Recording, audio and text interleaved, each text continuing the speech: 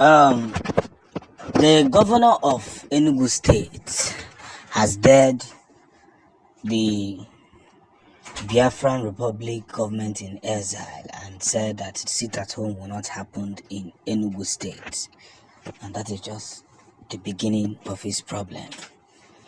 Mbah, who is the new governor who continued from his predecessors, Zefai, whatever, has vowed that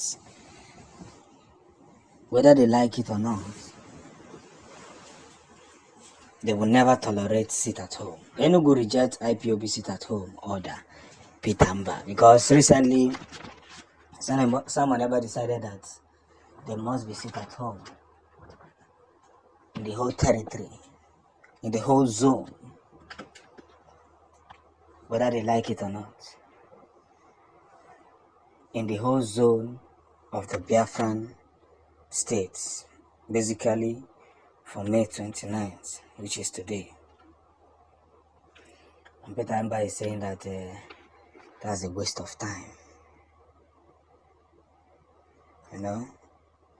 But truth be told, whatever they try to invest today, they must look at it from this very end of how did we come across these possible benefits. And that's where the storyline must begin. Get the point? That's where the storyline must begin. Because whether they like it or not, a lot of things will happen in accordance. Mbah coming out now saying that everything that Biafrans have were invested to see that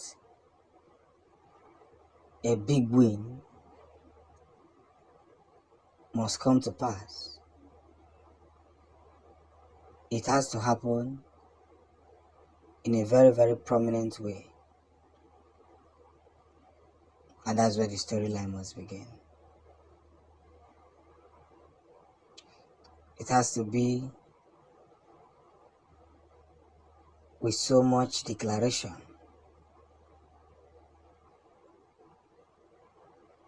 and so much energy. But Biafrans will not give up on their dreams.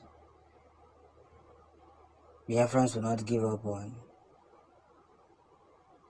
whatever it looks like. Biafrans must not give up on anything that is going to push them. So these are people who are working for the zoo, who hate Igbo people, who their parents were originally from the north. And that's what they're doing now. Many of them are marrying your daughter so that in the next 100 years, they can control Igbo land and give your governors. That's what they did to the Hausas. They married them, and now their children are now controlling the northern territory. So one thing about these people is that, one thing about Muslims is that they are very patient with everything they are carrying out.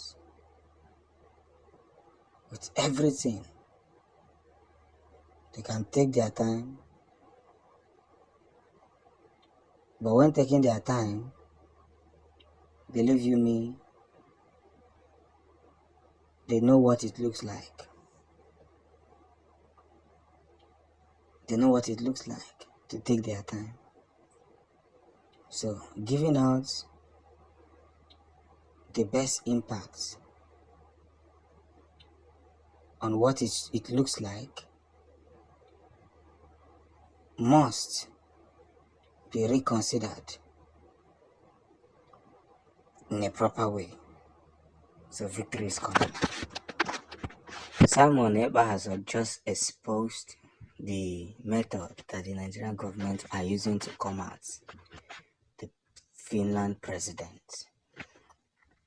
But what they don't understand is that no matter the method they try to use, it's going to backfire on them unexpectedly. You see, we must continue to communicate intentionally. We must continue to educate promotionally. We must continue in every part that has to do with the winning of the Biafran race. It doesn't really matter how they try it. Now, he said, stop using force, threats. Stop using force and threats. Engage Finland to mediate.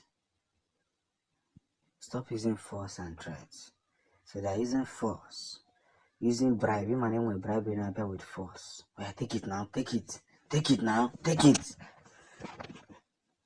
And when you are looking at the money, they won't even allow you to think because of the level of force they are coming with. You may end up succumbing to their very belief. But here's one thing you should know.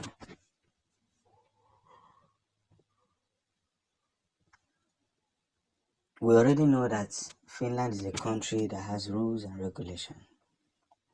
Of course, you should know that if the Finnish president will come out and say, Simon Ekpa will only be renditioned if the Nigerian government can prove to them that he is truly a terrorist. The way they called Nnamdi Kanu a terrorist, yet till today they have not yet proven it. Then they can rendition him. The federal government understands that they cannot in any way win the fight against the Biafran people. They understand that they cannot win this whole thing against the Biafran people. And that is where they made a severe mistake by engaging Nnamdi Kanu. At the same time, trying to bring down Mohammadike. That was the day they made one of the biggest mistakes. And this mistake is going to affect them till eternity. So, no matter the force, the threats, whatever they are trying to use to engage Mohammadike, and at the same time engage Prime Minister Simon Ekpa, they must understand two things. There is no smoke without fire. And there is no fire that does not produce smoke. We are gradually heading to that final stop, where we look at them at the face and tell them that, see, you all cannot continue to suppress us. You all cannot. You all cannot continue to suppress us.